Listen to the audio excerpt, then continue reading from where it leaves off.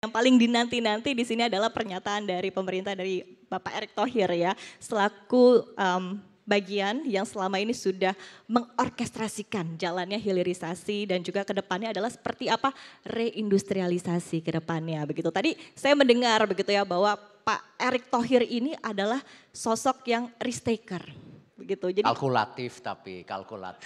tetap kalkulatif ya. Dan saya yakin sebetulnya banyak yang bisa digali dari conversation kita hari ini, dari sesi diskusi kita hari ini. Walaupun mungkin banyak juga yang bertanya hal lain ya Pak ya. Tapi nanti kita simpan ya Pak ya. Kita akan fokus dulu dengan tema utama kita yaitu adalah hilirisasi dan industrialisasi.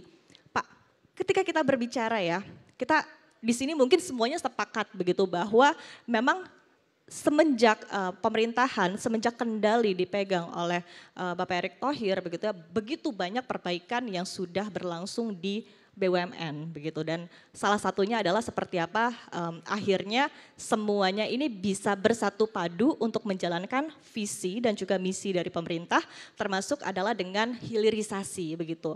Nah, tapi saya ingin mendengar sejauh apa pandangan dari Anda, Pak Erick Thohir ya, berkaitan dengan perjalanan kita nih dalam proses hilirisasi ini. Kita sudah sejauh apa dan target dari pemerintah kita akan berjalan sejauh mana lagi sebetulnya Bapak? Ya tentu hilirisasi sendiri kan kita harus proporsional.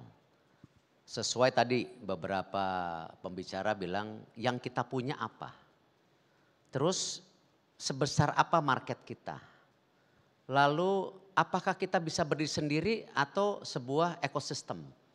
Nah ini yang kadang-kadang kita itu sering juga terlalu istilahnya meloncat sebelum menginjak. Nah ini yang kenapa kami di BUMN selalu sangat prudent dan hati-hati.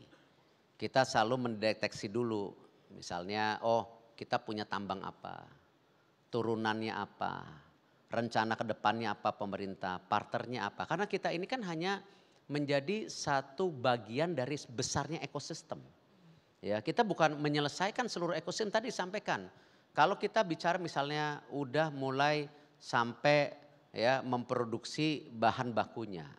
Industrialisasinya ada nggak konsistensinya? Lalu policy maker yang di atasnya benar nggak ketika terjadi kelebihan jumlah tambang apakah akan ada policy yang men-step back ulang supaya size of marketnya bisa applicable. Nah hal-hal ini memang kompleksitasnya. Nah jadi kami di BUMN memang nomor satu sebenarnya apa yang kami punya, apa yang kami mampu, apa titik targetnya itu yang kita lakukan percepatan pendorongan. Nah tapi kami tetap menginfluence menteri-menteri terkait ya menteri industri, menteri investasi, kejaksaan agung supaya apa? Policy secara menyeluruhnya harus friendly. Karena kenapa gini, kalau BUMN-nya saja tidak merasa safe, apalagi investor. Ini perusahaan milik negara loh, perusahaan milik negaranya saja tidak merasa safe, apalagi investor tadi.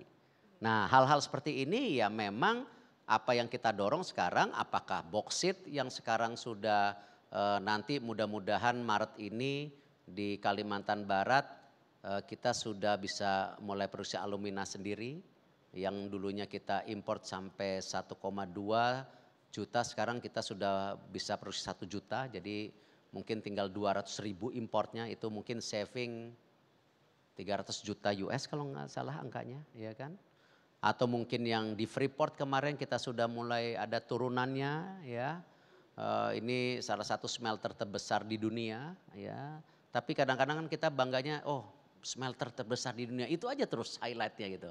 Tapi bukan turunan detailnya. Sedangkan di Freeport itu yang menarik menggelitik ya. Itu ada sebenarnya ada bahan baku untuk selenium untuk yang namanya chip, microchip. Nah ini kan polisinya juga kita mau seperti apa ke depan. Nah kemarin dari PT Antam mengundang kerjasama PT Antam dengan Freeport mengenai hasil produksi untuk goldnya. Tapi yang saya mungkin pada teman-teman di BUMN juga terkaget-kaget tapi saya nggak bicara itunya. Tapi saya langsung loncat ke bullion banknya. Ya karena kenapa? Tadi hilirisasinya harus terjadi, bukan hanya jual beli transaksi Freeport dan Antamnya.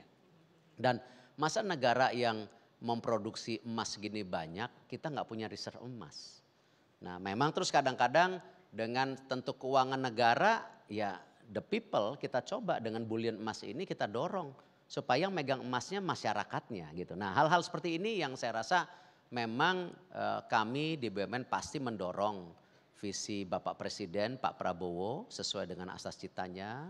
Kita juga dorong percepatan daripada tentu hilirisasi yang memang sesuai tupoksi kita. Kita juga influence policy kebijakan pemerintah, tetapi juga kita coba cari hal-hal yang out of the box yang sehingga bisa mempercepat hilirisasi itu sendiri gitu.